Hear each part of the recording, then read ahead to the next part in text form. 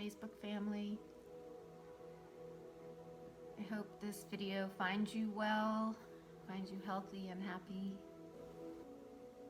I was listening to two people that I know bicker and argue about something, and I brought that conversation home with me to think about it,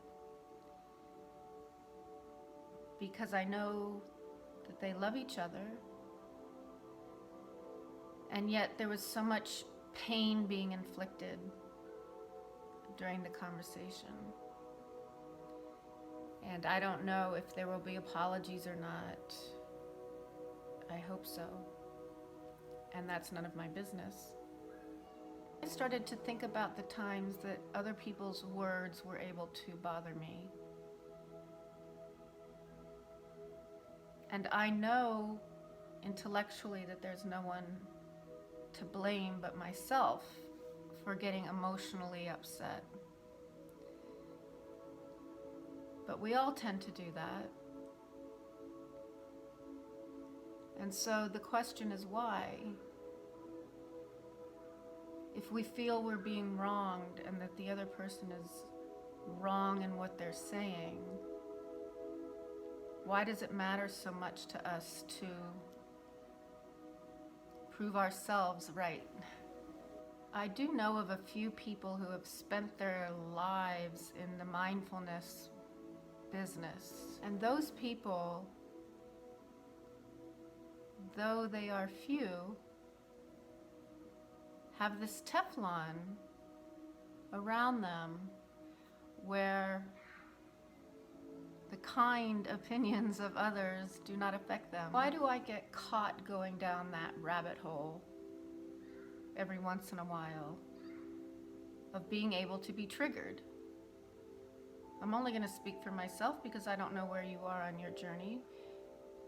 But if you think about it for a moment, think of where you are as far as how many people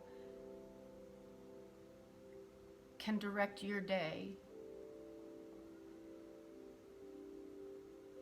How many people can influence how you feel about yourself? And what seems to really get us is about our personality. We all have those conversations that lead into, you always do this, or I hate it when you do that, or I don't want to have this conversation anymore. I'm done. And for the person on the other side that wants to keep going, they're like, no, I have a lot more to say about this. The person that's at total interconnectedness with themselves and their higher power just never gets into it in the first place. The very bottom line of it all is, do words matter? Do words matter to you? I remember once I had to go on 95 all the way down to Miami, which is quite a ways away from me, to go pick someone up at the airport. And it was before, right around the time cell phones were coming around. There was a huge accident on 95. And I couldn't get to Miami, and I couldn't go back. And I couldn't go anywhere. None of us were moving for a very long time. And it was frustrating, and I was scared because I knew the person I was picking up was reactive. And here I am on a 4-lane highway with cars to the left, to the right, to the north, and to the south, and I couldn't move.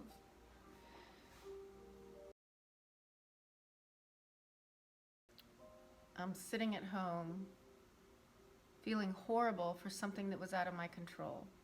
That's the big red flag right there, is what's going on inside of me that I feel I'm going to get blamed for something that wasn't my fault.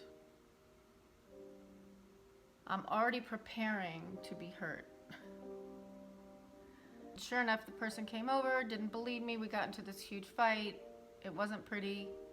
It was just as I expected. And I was defending myself for something that was totally out of my control. And now I know all the reasons behind that and my own behaviors. 20 years later, I could explain it all to you, but you get the drift of what I'm trying to say.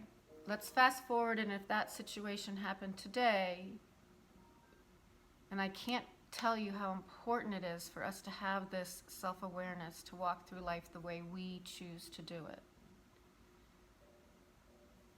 And the way I would have done it now is if this person came through the door very upset, I would have asked them to leave and said that they could call me back after they had watched the news in the morning.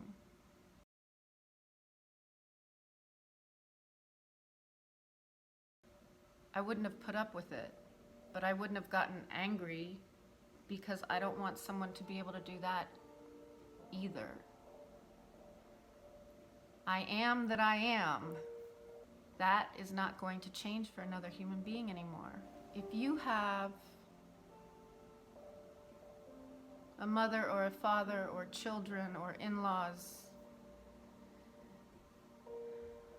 or old friends or new friends that you find can trigger you over and over, and every time you leave that person's presence, you say to yourself, how did that happen again? Number one, let's accept where we are right now and be really, really happy with that. We're on the earth, we're breathing.